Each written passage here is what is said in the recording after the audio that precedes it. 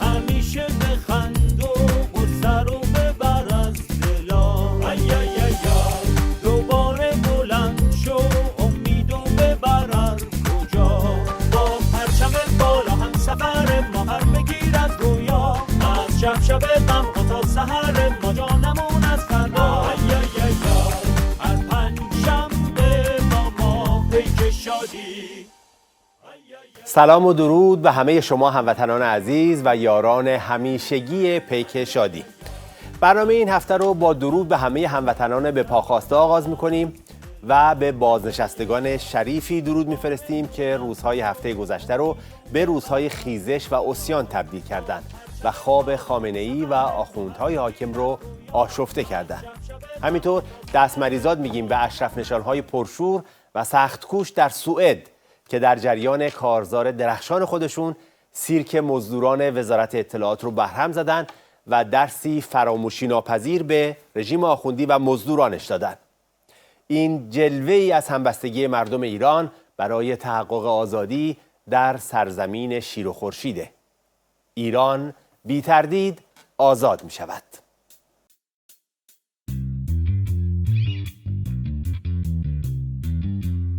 توی رهایی توی که هم صدایی توی هر فریاد با من ایمایی واسه مرهم دلها بیا با ریتم و نور و رنگ رویا مثل ماه و ستاره بزنیم بر شب بر تاریکی تا بره حالا وقت دیدنه رسیدنه طلوع صبح خاک پاک میهنه شور و غوغا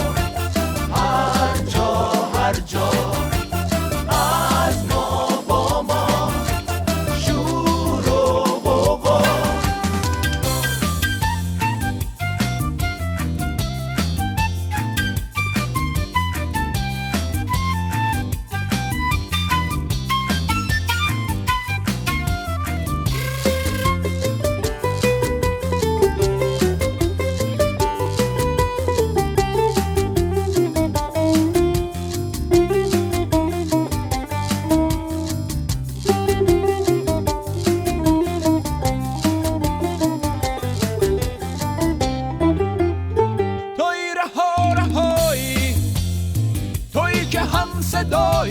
توی هر فریاد با من ایمایی واسه مرهم دلها بیا با ریتم و نور و رنگ رویا مثل ماه و ستاره بزنیم بر شب بر تاریکی تا بره دیگه نه واسه بقم مگه چی تو داری کم باید بشی ایران تو آزاد از ستم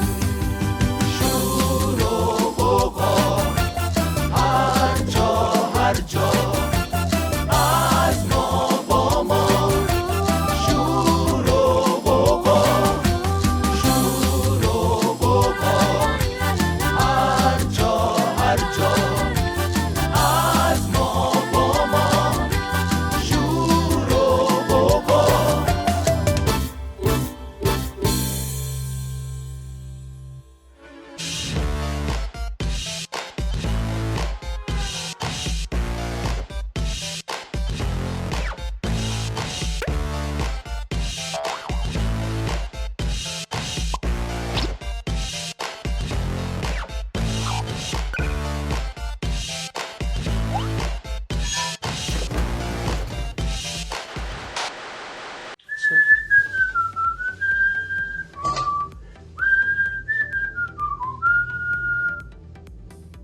Now you do it.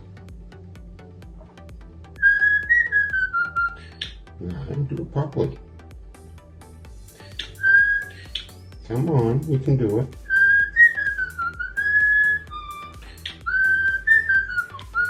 Good boy. Good boy. این هفته خبر تو خبر داره براتون از خیمه شب‌بازی سیاسی عظما، اونم توی تله برجام و در کردن قمپوز پیشرفت‌های علمی.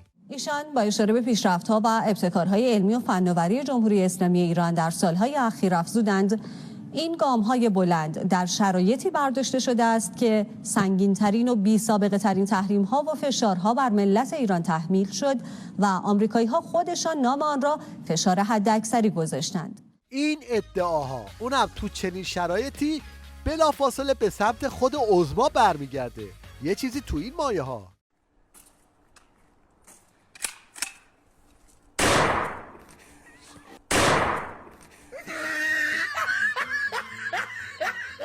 حالا این شما و این هم چند نمونه از پیشرفت‌های علمی در نظام ولایت.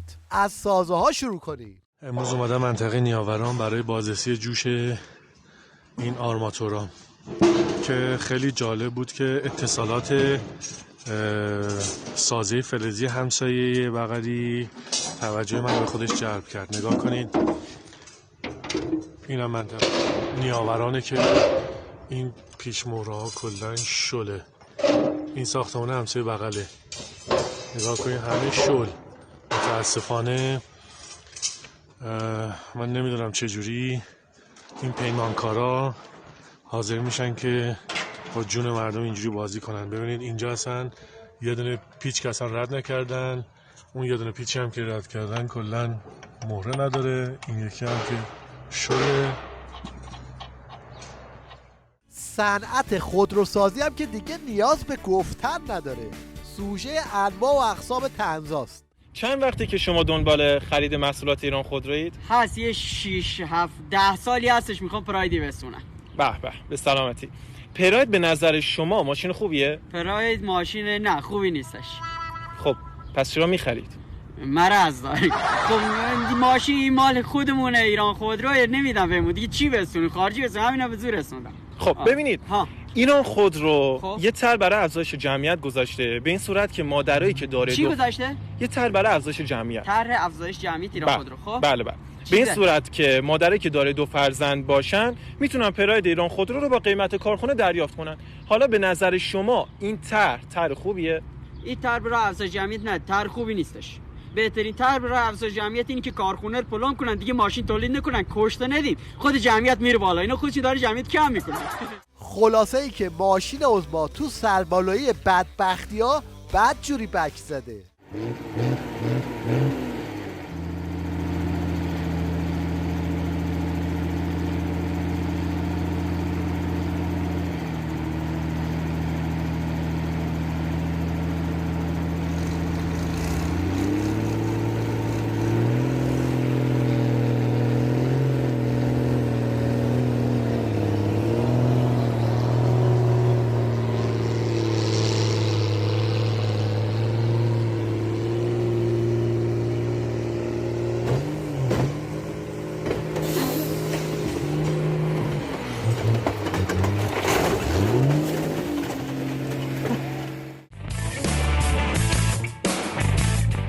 یکی از کارهای امام جمعه های نمره موقت خامنه ای حلوا کردن رئیسی جلاده.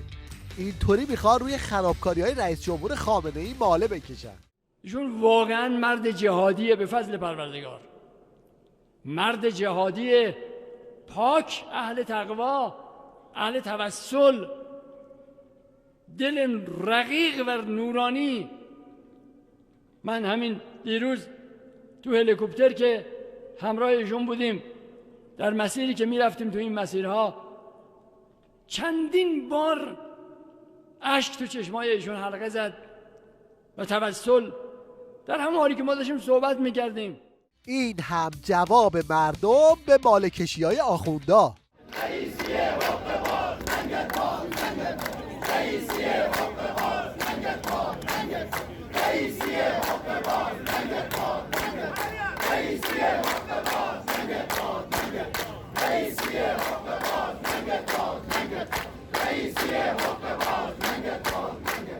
آخوند رئیسی تو اولین سالگرد ریاستش به چنین روزی افتاد.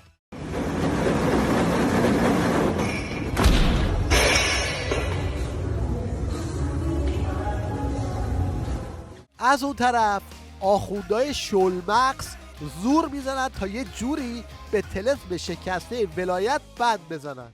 چون ببینید امام نظریه ولایت فقیهش نظریه ولایت فقیه مردم سالاری دینی بود. حالا این تعبیر مردم سالاری دینی تعبیر مقام اعظم رهبریه، ولی امام معتقد به جمهوری اسلامی بود، نه یک کلمه کم نه یک کلمه زیاد. و لذا یک رکن این نظام آموزهای اسلامی است، یه رکن دیگه‌اش مردمن. خب حالا امام اومده میگه من میرم قم تا انتخابات صورت بگیره، رفراندومی صورت بگیره. آیا مردم به جمهوری اسلامی رأی میدن یا نمیدن؟ آیا مردم به قانون اساسی که در قانون اساسی ولایت فقیه آمده رأی میدن یا نمیدن؟ چون جمهوریت هم یک رکن از این نظامه. لذا امام که مشرف شدن به قم برای اینکه میخواستن این مراحل طی بشه. حالا وقتی این طی شد و مردم دیگه به قانون اساسی و جمهوری اسلامی رأی دادن، اون موقع امام شروع کرد به اعمال ولایت. این شما و این یه چشمه از ولایت خمینی دجال. خدا میداند انقلابی عمل میکنم،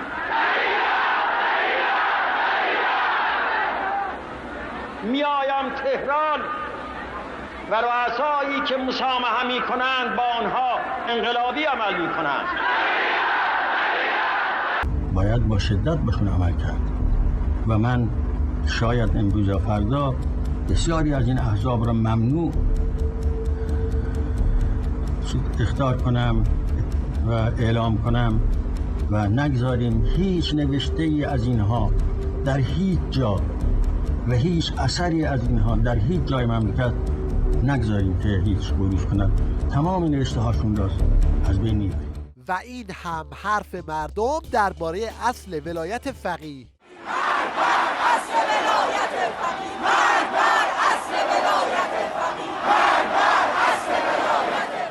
مرگ بر اصل ولایت فقیه یعنی پرتاب کردن خمینی و خامنه‌ای به زباله‌دان تاریخ. فرمانده درد فرست و اجتماع رد بشه. فرمانده فقط او قرآن که تو خوانیده ادعا که درسته بشین اشتی مسجد حضرت مهدی، حضرت کام ادارت علی. فرمانده کامل ها مردم اره من روز قیامت هست، اره خامنه ای نیه و ایریشه پارتی بازیه. خامنه تو برگ و قرآن حفظی، روز 50 تا نماز خوانیدن، یعنی نیازانی او دنیا قیامتی که از حق و ناسی که چو خدا حکم و گرد تنیا که من نوعی که هوش نکردم من حکم و گردم که شو چه و پیو که خدا من چه کردم و نوعی دینا خدا گریبان دام بگیره دخرک نابود بین انشاءالله.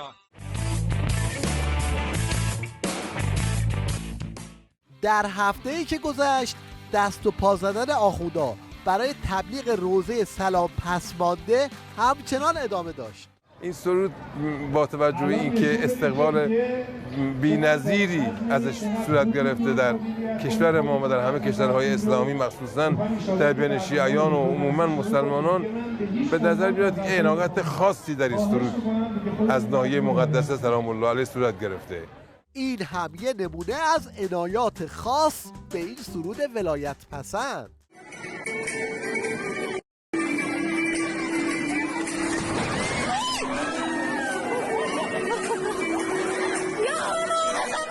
بعد از همه این جار و جنجالای آخوندا کاشف به عمل اومد که این به اصطلاح ترانه از یه نمونه عراقی دزدیده شده.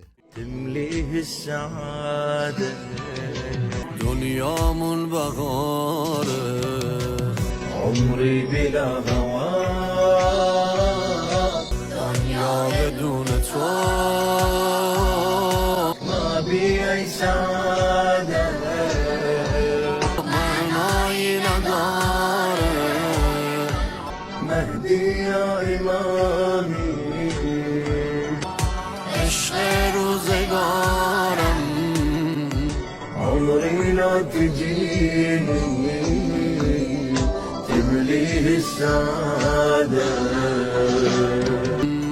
وقتی که تو باشی دنیامون بهاره تحیتی وحده سلام فرمانده.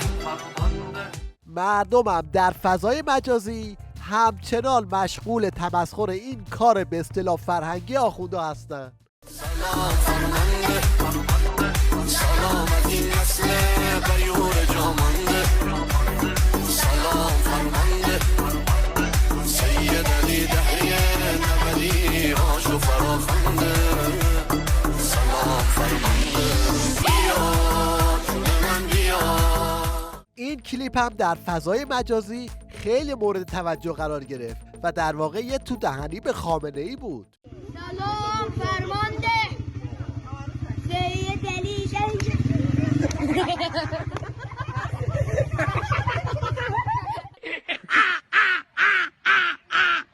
حالا که تا اینجا اومدیم یه ورژن دیگه هم از همین سلام پسمانده رو هم ببینیم.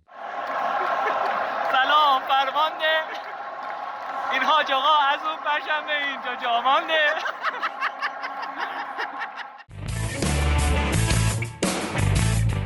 ببینید آخوندهای مفخوری که از سفره مردم زحمتکش ارتزاق میکنن چطوری برای مردم و جوانهای ایرانی نسخه میپیچن.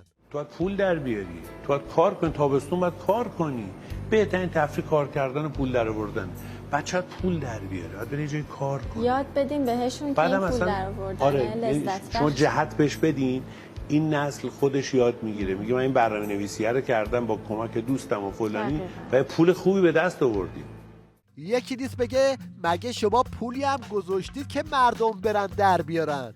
ببینید با جوانهای تحصیل کرده چیکار کردن. الان کار چیه؟ الان کارم نگهبان سرویس بهداشتی هستم توی پارکی تو آستان اشرفیه. نگهبان سرویس بهداشتی. سرویس بهداشتی رو فوق لیسانس مدیریت ورزشی داری؟ بله. الان برای دکترا آزمون دادم منتظر جوابشم. بله. بعد نگهبان سرویس بهداشتی گذاشتن. الان 10 سال هستم. از اونجایی که این روزا گوشمالی دادن آخوندا خیلی باب شده، آخوندا به فکر افتادن که با این جنگولک بازی ها از خودشون مراقبت کنن.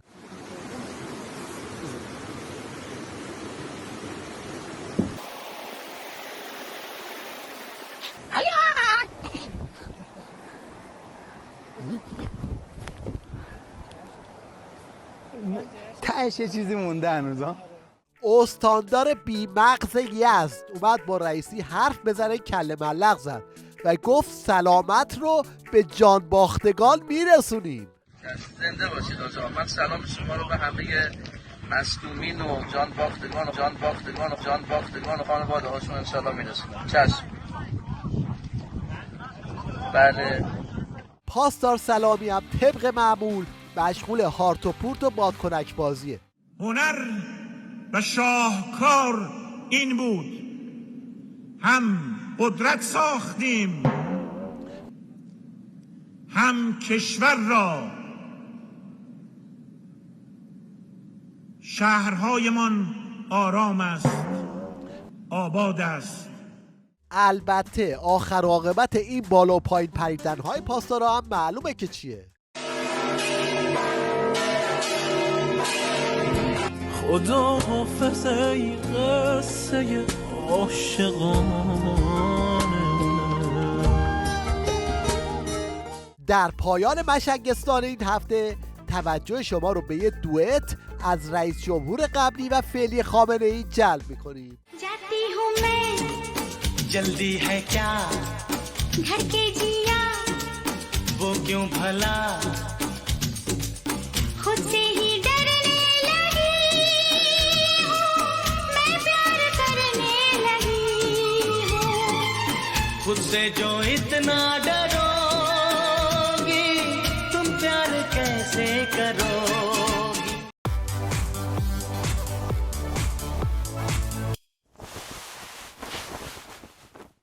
در پایان یک اثر هنری رو با هم می‌بینیم که از هیچ ساخته میشه و چه زیبا هم ساخته میشه.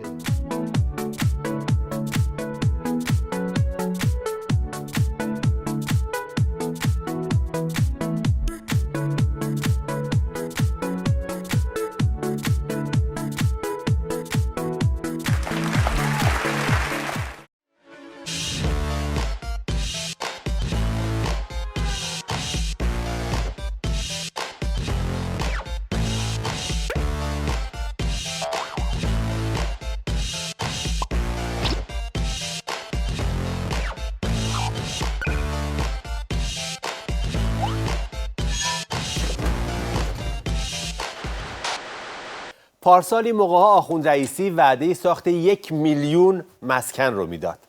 پاسدار سبزعلی رضایی هم میخواست 450,000 تا یارانه بده. قاضی زاده میخواست 500 میلیون وام بده. خلاصه هر کدومشون یه وعده ای میدادن، اما الان همه‌شون با هم جمع شدن و میخوان کپون نون بدن. این حکایت دروغ‌ها و وعده‌های پوشالی آخوندهاست که روز به روز مسک‌تر میشه. یکی از سلاطین این وعده‌های پوشالی و به اصطلاح قمپزهای ولایی پاسدار سلامیه که هر کدوم از سخنرانیاش حکم یک کمدی استندآپ رو داره. قطعه طنزی رو در همین رابطه با هم ببینیم. امروز من به عنوان سرتشتک سپاه آشولاش ماستداران در گله شما بسیجیان تهدیگ سوخته حاضر شدم تا از ریزش پرزهایتان ممانعت به عمل بیاورم. امروز آمدم تا درباره دستاوردهای سپاه یاوه بافی کنم. ما توانستیم با استفاده از سیمان ولایی و میلگردهای رئیسی گونه و آرماتورهای بسیجی محور در برج متروپول نفوذ کنیم و آن را بپکانیم. ما توانستیم در روز روشن با کمک سربازان گمنام ولایت به ساختمان بانک ملی رخنه کنیم و صندوق امانات مردم فریب خورده را مورد سرقت مخلصانه و خالصانه قرار دهیم. ما ارز آمریکایی ترجیحی را حذف کردیم و دستان کج ولایت را در عمق سفره‌های مردم فرو کردیم. در همین حال صدا و سیمای الدنگ ما توسط دشمنان نظام در عرض 30 ثانیه به فنا رفت و کرک و پشم ما ریخت. دوربین‌های شهرداری ما توسط دشمنان لت و پار شد و سایت‌هایمان تا همین الان هم همانطور یه وری مانده است. آری این است اقتدار سپاه ماستداران. دشمنان چه خیال کردند؟ به زودی مقداری ماست در اقیانوس میریزیم و به بزرگترین صادر کننده دوغ جهان تبدیل میشویم. ما هوا را در ظرف‌های 1 لیتری بسته‌بندی و صادر میکنیم و قطعاً قدرت اول هوایی خواهیم شد. ما نیازی به سلاح کشتار جمعی نداریم. ما خودمان اینقدر گند زدیم که بوی آن کافی است تا دشمن را از صفحه روزگار محو کند. در پایان من به مدد شامپوهای دانش بنیان کف به دهان میآورم و خطاب به مقام عظما عربده سر میدهم و میگویم سلام پسمانده، سلام درمانده، سلام شامپانزه.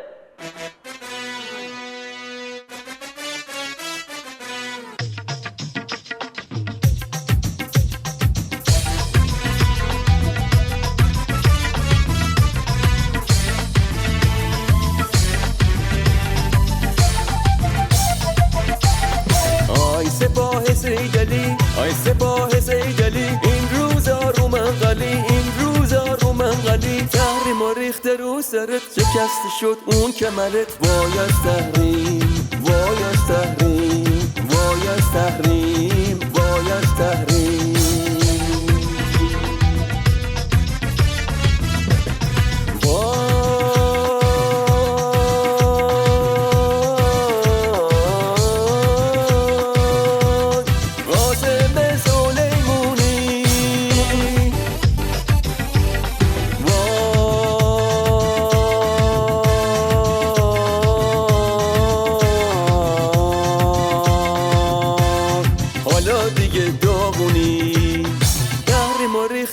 سرت شکسته شد اون کمرت. وای از تحریم، وای از تحریم، وای از تحریم، وای از تحریم.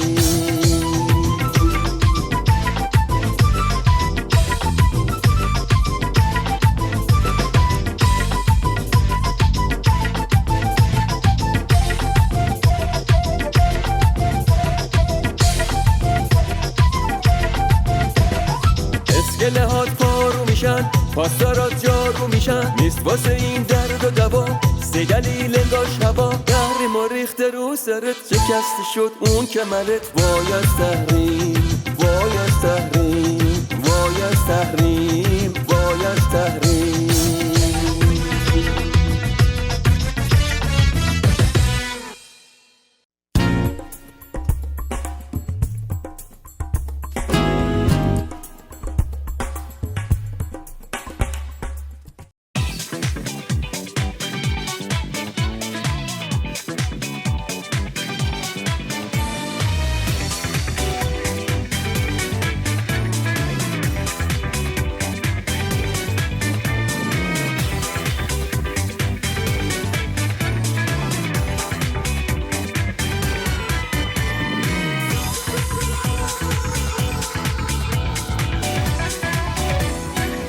سلام.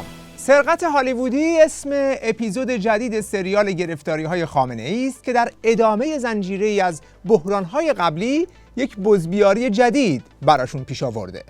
از صندوق‌های امانات بانک ملی روبروی دانشگاه تهران در ایام تعطیلات اخیر سرقت شد. بانک ملی در اطلاعیه‌ای با تایید این خبر اعلام کرده حادثه شعبه دانشگاه این بانک به بروز برخی خسارات محدود به صندوق امانات منجر شده و علل بروز این حادثه پس از بررسی‌های نهایی به زودی اعلام میشه. اونچه که توی اطلاعیه بانک ملی ازش به عنوان خسارات محدود به صندوق امانات اسم میبره، در عمل روشن شد که یه همچین صحنه‌ای بوده، یعنی نابود به تمام معنا. حال ببینیم که چه اتفاقی افتاده که میخواستن اینقدر سریع جمع و جورش کنند. روایت رسمیشون از این ماجرا اینه: پنجشنبه هفته گذشته سارقان حرفه‌ای به یک بانک ملی در حوالی میدان انقلاب تهران دستبرد زدند. بعد حدود 165 تا از صندوق‌های امانات رو باز کردند. مقدار زیادی عرض کنم که سکه و طلا و اسناد و دلار رو با خودشون بردن. حدود 14 ساعت هم اینجوری که دیشب بعد از گفتگوی ویژه خبری ساعت 21 ما دیدیم توی بانک بودن دیگه. اونجا حسابی واسه خودشون گودبای پارتی برگزار میکردن دیگه. سرقت نبود که توی یه ساعت جمع جور کنن برن. بعد چون روزای تعطیلی بوده برنامه‌ریزی خیلی خوب صورت گرفته بوده. روز دوشنبه که کارمندان محترم اون شعبه میان مواجه میشن با این صحنه دلخراش، ولی خب برآورچه‌های نیروی انتظامی تونستن که این 12-13 نفر رو بگیرن که یه عده‌شون در تهران هستن، یه عده‌شون هم ترکیه بودن، دستگیر شدن توسط پلیس اینترپل. مقدار زیادی از اموال بالاخره برگشته و کشف شده، یه مقدارش هم فروختن. این چیزی بود که یعنی خبر خوشی بود که میتونست یه ذره تسلا بده به قلب مالباختگان. بله، طوری خبر میده که انگار اصلا هیچ اتفاقی نیفتاده. یه دزدی صورت گرفته، بعدش هم پلیس رفته دزدا رو گرفته، اموالم پس گرفته. دیدی یعنی اصلا الان مملکت گل و بلبله، همه چی تمومه. خب این روایتی است که تلویزیون آخوندی میخواد از این افتضاح تحویل ملت بده، اما در باور عمومی مردم کسی این روایت رو نپذیرفته. وقتی میپرسن که سرقت از بانک ملی کار کیست، بالای 90% انگشت اتهام رو به سمت عوامل حکومتی میبرند. پس سوال اینه که چرا این سرقت یک دزدی معمولی نیست؟ عوامل مختلفی هست که روایت رسمی رو ابهام برانگیز کرده. بخش زیادی از ابهامات رو موقعیت این بانک ایجاد کرده. شما اگر روی نقشه نگاه کنید، موقعیت این بانک تقریباً در مرکز تهرانه، نزدیک میدان انقلاب. این طرفش مرکز فرماندهی انتظامی تهران بزرگه، اون طرفش هم یه کلانتری 148. یه 400-500 متر هم که بری پایین دیگه میرسی به بیت خامنه‌ای و پایینترش هم که دیگه کل مجموعه ریاست جمهوری و پاستور و یعنی ساختمون رئیسی ایناست. همینطوری یه بانکی تو گوشه شهر و پرت افتاده نیست، بلکه یک بانک در یک منطقه کاملا حفاظت شده و امنیتی است. خب حتما تو این منطقه گشت دارن، گشت محسوس، گشت نامحسوس. بعد خود محل بانک در کنار چند کافه و سینما و مراکز تجاری و نزدیک دانشگاه است، یعنی یک منطقه پر رفت آمد و شلوغیه. خب سوال اول اینه که کسی که میخواد توی این منطقه چنین سرقتی انجام بده باید حساب کتاب این رو هم بکنه که رفتن توی بانک یه مقوله است، خارج شدن از بانک و خارج کردن یه ماشین طلا و جواهر و پول و اجناس قیمتی یه مقوله دیگه است. چطور میخواد این کار رو انجام بده؟ چون خودشون میگن که دوستا ساعت 2 نصف شب وارد بانک شدند، 12 الی 14 ساعت اونجا بودند و فردا ساعت 4 بعد از ظهر با کلی پول و طلا جواهر خارج شدند. صحبت‌های زیادی هست در مورد نحوه ورود این افراد به بانک. یکی میگن دیوار رو تخریب کردن، یکی میگن از روی دیوار رفتن، درب رو شکوندن. خیر، حالا مردم عزیز اگر دیده باشن این بانک رو، در واقع در کنار درب اصلی بانک یه درب پارکینگ است. این در واقع چند بارم بهشون تذکر داده شده که این ایمنیش رو تأمین کنید. این اتفاق نیفتاده و مجرمین ساعت 2 نیمه شب از روی همین درب در واقع پارکینگ پریدن داخل، در رو باز کردن، ماشینشون رو بردن داخل. چند ساعت داخل بانک بودن؟ بیش از 10-12 ساعت. 10-12 ساعت داخل بودن. پس میگه دوستا اینقدر احساس راحتی و امنیت میکردند که با ماشین از در پارکینگی که توی همون خیابون اصلی بوده وارد شدن. و خیلی عجیبه که هیچ فیلمی هم از همین در پارکینگ که میگن دزدا ازش وارد شدن نشون نمیدن. گذشته از این میگه 10-12 ساعت هم اونجا بودن. و جالبتر این که یه نفر دو نفر هم نبودن، بلکه چند گروه بودن. بله، یه تیم کاملی بودن. در واقع اون تیمی که وارد شدن در واقع یه سریشون کامل وارد بودن با آهنگری و کار با هوابرش و در واقع جوشکاری و اینها بودن که لازم بوده. یک گروه مسلط به کار کامپیوتر بودن و بلد بودن. در واقع یک گروه مسلط به دوربین ها بودن و قطع کردن آژیری که در واقع وصل به موبایل رئیس بانک، وصل به موبایل معاون بانک بودن. تقریبا تیم کاملی حرفه‌ای. پس با این تعداد که این میگه یه تیم کامل، به علاوه تجهیزاتشون دیگه توی یک ماشین سواری کوچولو هم جا نمیشن. یا باید یه مینی بوس باشه یا چند بار رفتن و اومدن. بعد وقتی میخوای 12 ساعت توی بانک کار تخریب انجام بدی، اونم وسط روز، از کجا میدونی که هیچکس وارد بانک نمیشه؟ پس باید یک نفر دم در وایسته کشیک بده، یکی باید بیرون وایسته. خودشون هم توی کنفرانس دیگه میگن که این دوستا یه تیم آذوقه داشتن، یه تیم کشیک داشتن، خلاصه هی می اومدن و میرفتن. 2 نفر کار تدارکات، مراقبت و کشیک دادن و آوردن آذوقه و وسایل رو داشتن. 2 نفر هم که در واقع کار این مسئولیت رو بر عهده داشتن که کارها رو انجام بدن. تقریبا 4 بعد از ظهر اون روز کارشون تموم میشه. اما یه نکته هم شنیدنش جالبه. روز بعد، یعنی روز شنبه، متوجه میشن که یه سری وسایل و اقلامشون داخل بانک مونده، از جمله در واقع پتکشون، از جمله اون وسایل برش هواشون و سایر وسایلشون که همه اینا جمع آوری شده الان در اختیار پلیس هست. اینا رو میان یه سریشون رو پاکسازی میکنن میبرن و یه سریشون داخل فاضلاب یا توی بعضی از نقاط بانک جاسازی میکنن. خب الان دیگه قصه جالبتر شد. یعنی نه تنها یک بار نصف شب وارد بانک شدند، نه تنها تا ساعت 4 بعد از ظهر روز بعد توی بانک بودن، بلکه اینقدر چف شدن با این محل که روز بعدش هم گفتن اون چکوشه چی شد؟ نیاوردی؟ پس یه بار دیگه بریم اونجا و یه آب و جارو هم بکنیم و برگردیم. یعنی از پنجشنبه شب که رفتن توی بانک، جمعه، شنبه، یک شنبه، اینا این همه رفتن و اومدن توی این منطقه شلوغ، یه نفر اینها رو نه موقع ورود دیده نه موقع خروج. باشه میگه دوربین ها رو قطع کردن، ولی توی این همه رفت و آمد چشمای اهالی محل رو هم بسته بودن که هیچ کس اینها رو ندیده، مگر اینکه اینها یه لباس هایی تنشون بوده یا با یه ماشینی داشتن میرفتن میومدن که شک برانگیز نبوده که روز تعطیل دارن میرن توی بانک. مثلا شاید لباس های نیروی انتظامی، چون توی این مملکت از این اتفاقات زیاد میفته.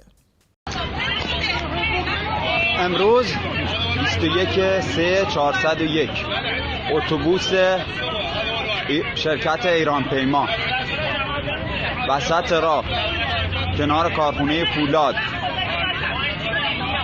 یه مش راهزن با ماشین نیروی انتظامی ریختن. الان هم اومدیم این پلیس‌های اهواز 20 دقیقه است پیاده شدیم با اسلحه ریختن زن بچه مردم. یک نفر نیومده بیرون، یک نفر. یک نفر گل بگیرن سر در این امنیتو. یعنی داریم با لباس و ماشین انتظامی جیب ملت رو وسط جاده میزنن دیگه. حالا اینجا اینا با چه لباسی هی وارد خارج بانک میشدن رو ما نمیدونیم. ابهام دیگه این ماجرا اینه که این سارقین چطور به تمام زیر و بم امنیتی این بانک اشراف پیدا کرده بودند. در رسانه‌های حکومتی در اعترافاتی که از متهمان گرفتن میگن چند بار به بهانه اجاره صندوق امانات به بانک رفته بودیم و تمام اطلاعات بانک رو درآورده بودیم. آخه این بانک یک بانک کوچیک یا نوساز نبوده که مثلا بگیم طرف با یه نگاه همه چیش رو درآورده.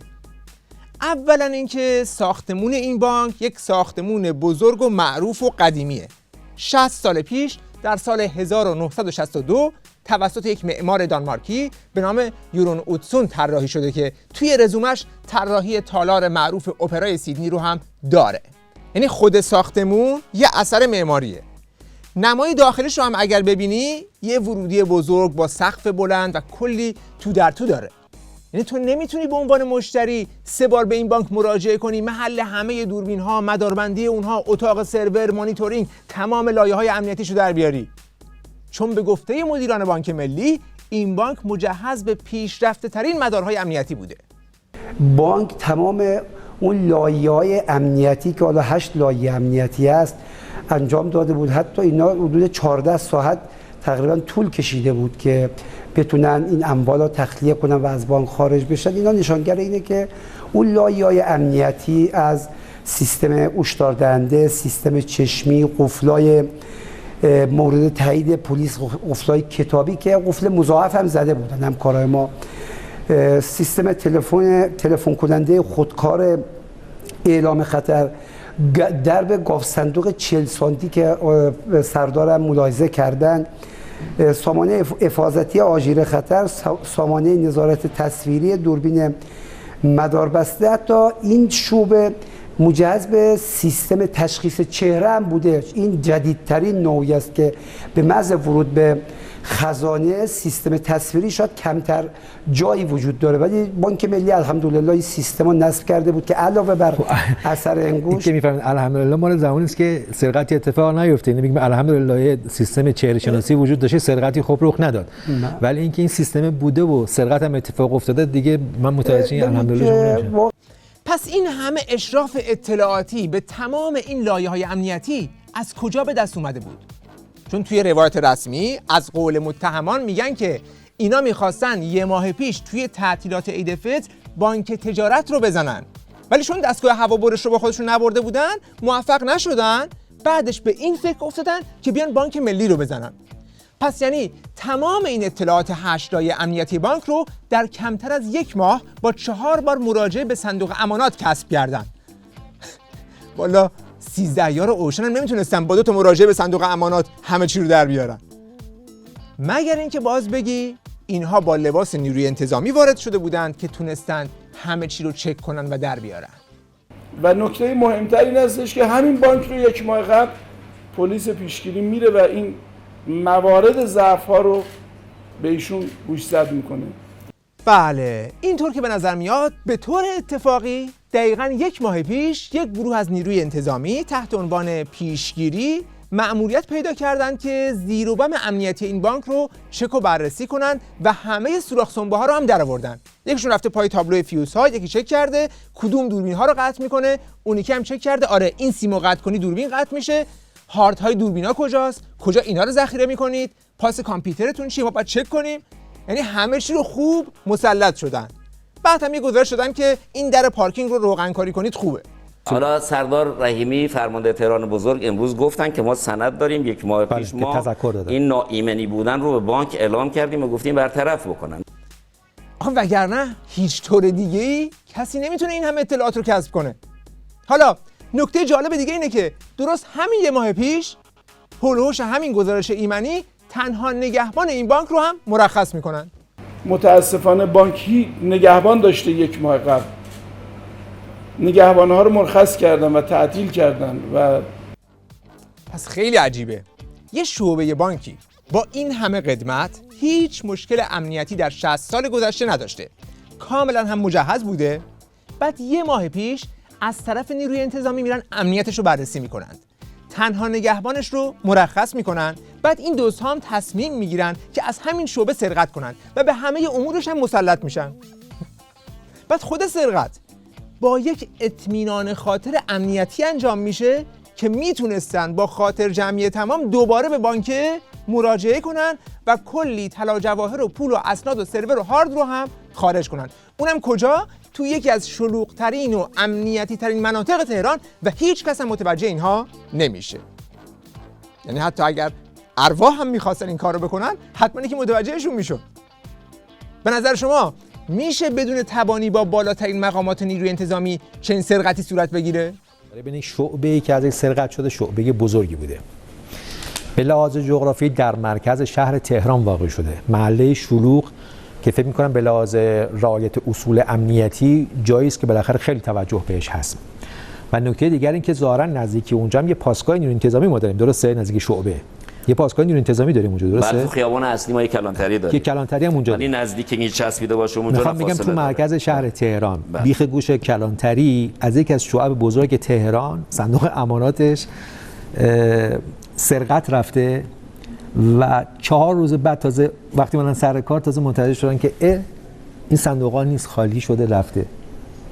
میگم امنیت چیزی است که مردم باید احساس بکنن. من وقتی نگاه میکنم کنار یه پاسگاه یه شعبه بزرگ صندوق امانات مرکز شهر تهران سرقت شده با تمام ادعایی که بانک ملی داره که من اصول امنیتی و ایمنی و بروز و استانداردهای جهانیش رو رعایت کردم اتفاق میفته، بعد شما میگی از درب پشتی ورودی که رفتیم دیدیم مثل درب منزله.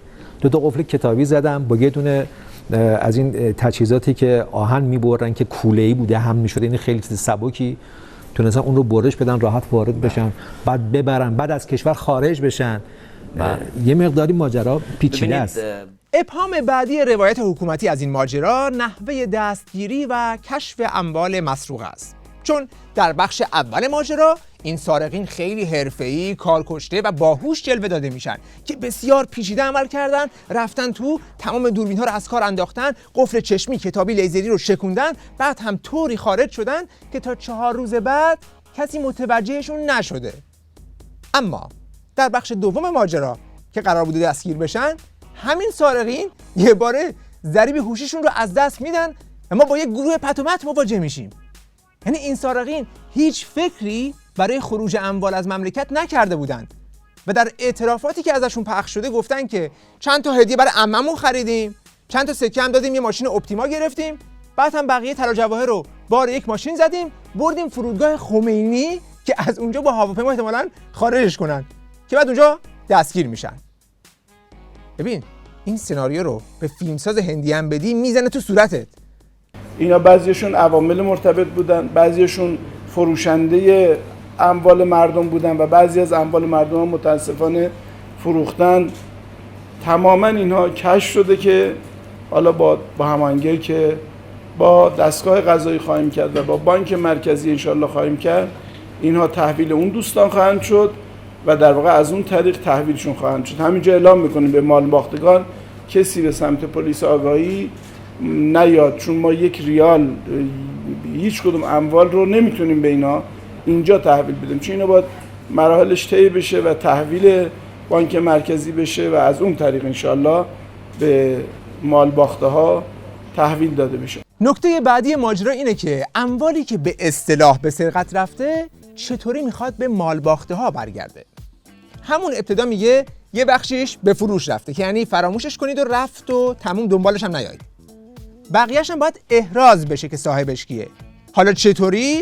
این هم یه معماییه، چون طبق قانون خودشون هیچ نهادی و هیچ طرفی به جز خود مشتری از اون چی که توی صندوق بوده اطلاعی نداره، جایی هم سند نشده. حالا این مال باخته است که باید بدوه تا ثابت کنه که چقدر پول یا طلا و جواهرات اونجا داشته. خسارت هم گفتن فقط به کسی داده میشه که مالکیتش احراز شده باشه. الان بانک ملی بر مبنای اظهارات مال باختگان 100% خسارت رو به روز پرداخت خواهد کرد. نه ببینید احراز باید بشه، ما اعلام کردیم اونایی که سند دارن خب طبیعتاً مشخصه 100% شو میدین سندی. اونایی که سند دارن، اونایی که اظهار میکنن سندی ندارن، باید رسیدگی‌های کارشناسی انجام بشه. بسیار بله. خب وقتی هم که بخواد کار کارشناسی انجام بشه میرسیم به قانونی که میگه نگهداری بیش از 10,000 یورو قاچاق است. چون یه قانون دارن که میگه نگهداری بیش از 10,000 یورو یا معادل ارزی آن مصداق قاچاق ارز است.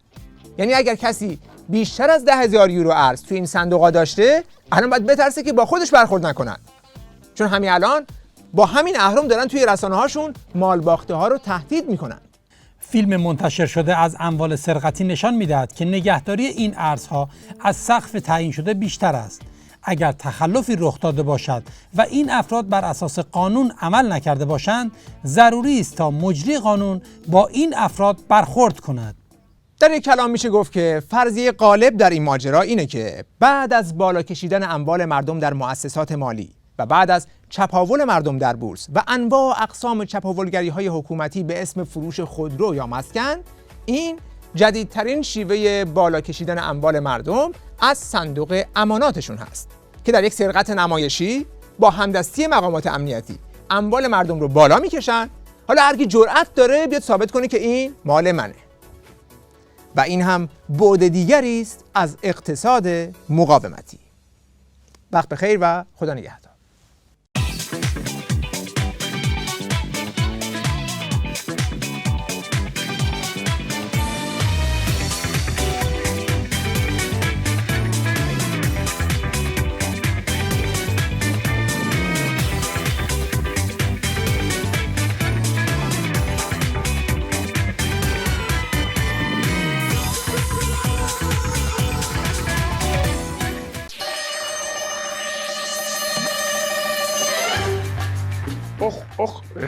ما کجایی ببینی بلای حل مشکلات اقتصادی نظام چطور خودم رو با آب آتیش میزنم. ملت کجام ببینن از چه تنگناهایی عبور میکنن. خاندوزی اون تن لشتو تکون بده دیگه. آخیش رسیدیم. خاندوزی شروع کن، صندوق رو خالی کن. قربان فرز میخواد دیگه. کلانتری همین پشته، بپر یه فرز ازشون بگیر کارو تموم کن. قربان دریرم میخواد. ای بابا چقدر بیورزه ای تو. قوه قضایی 100 متر اونورتره، بپر از اجهی به دریل بگیر بگو ابرام واسه صندوق امانات میخواد. قربان دوربینام هست دیگه، اینا رو چیکار کنیم؟ خنگ بازی در نیار پسر، دوربینا رو دشمنای نظام پکوندن. بیا شروع کن. عظما سلام، کل صندوق امانات رو جارو کردیم. آفرین طیب الله. عظما جان به این میگن جهاد اقتصادی. سفره ملت رو که خالی کردیم، کوه و جنگل و دریا رو که خوردیم، فقط دزدی به سبک فیلم‌های هالیوودی مونده بود که اونم به حول قوه الهی عملی شد. الو کجا؟ جلوی بانک؟ نهار خود نه باشه. عظما میگن مالباخته ها اومدن جلوی بانک پولشون رو میخوان. برو برای بچه های نیروی انتظامی رو بفرست خاموششون کنن. پولا رو هم بیار ببینیم چی کارشون کنیم. به زخم سوریه بزنیم یا عراق. طیب الله.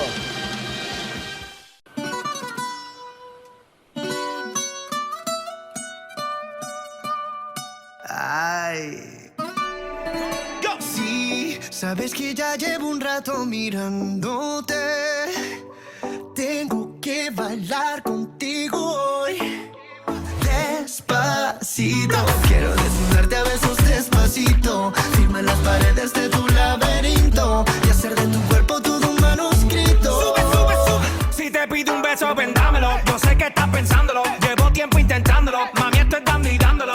Sabes que tu corazón conmigo te hace bam bam. Sabes que esa beba está buscando de mi bam bam. Pasito a pasito, suavecito, nos vamos pegando poquito a poquito. Cuando tú me besas con esa destreza, veo que eres malicia con delicadeza. Pasito a pasito, suavecito, nos vamos pegando poquito a poquito. Hasta provocar tus gritos, sin que olvides tu apellido. Despacito.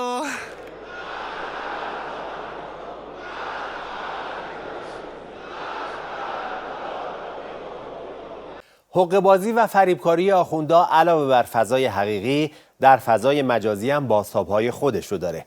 یعنی از یک طرف شبکه‌های اجتماعی رو فیلتر میکنن، از اون طرف خودشون و مزدوران سایبریشون رو به همین شبکه‌های اجتماعی میفرستن تا به اذیت و آزار مردم بپردازن.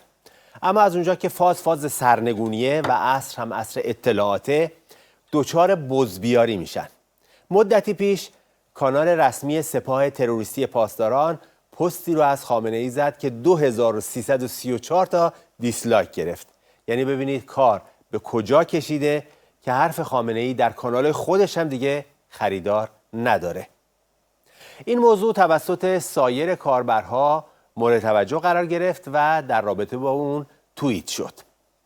حالا از این مفتضح‌تر واکنش خود سپاه. ببینید که چی نوشته.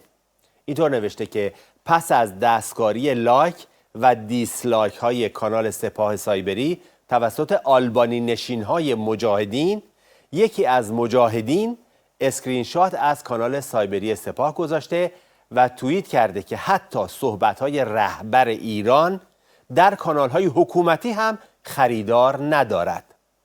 بعدم اضافه کرده که کانال سپاه سایبری پاسداران همواره معتقد به آزادی بیان می باشد، لذا به درخواست مخاطبین عزیز فعلا گزینه دیسلایک برداشته شده است تا مشکل حل شود. بله، یعنی از این بهتر نمیتونست به ورشکستگی عظما و وضعیت پتالش اعتراف بکنه. اوج اعتقادشون به آزادی بیان هم همونجاست که کلا گزینه دیسلایک رو برداشتن. یه کاری مشابه همون کاری که شورای نگهبان میکنه و کلا گزینه‌هایی که از نظر خامنه‌ای نامطلوب هستن رو رد صلاحیت میکنه. خلاصه اینکه کلکسیون فضاحت‌های این رژیم تمومی نداره. با این مقدمه بریم به فینیتو و ببینیم که اونجا چه خبره.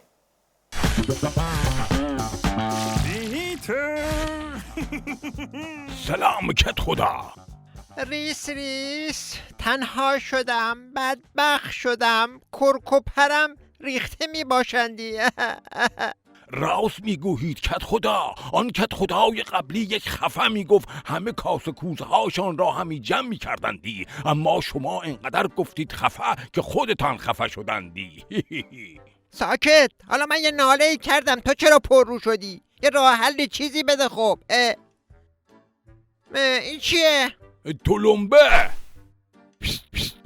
آهای اهالی فینیتو، ما بنبست نداریم، ما در اوج اقتدار می باشیمندی، ما رکورد زده می باشیمندی، ما علم می باشیم، ما بل می باشیم.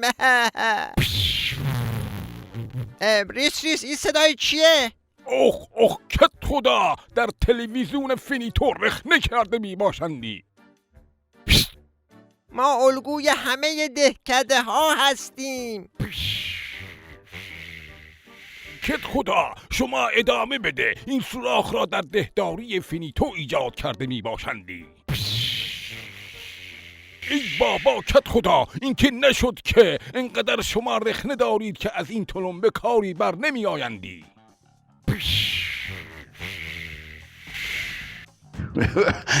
کت خدا یه قوام به دست بکش از تلمبه.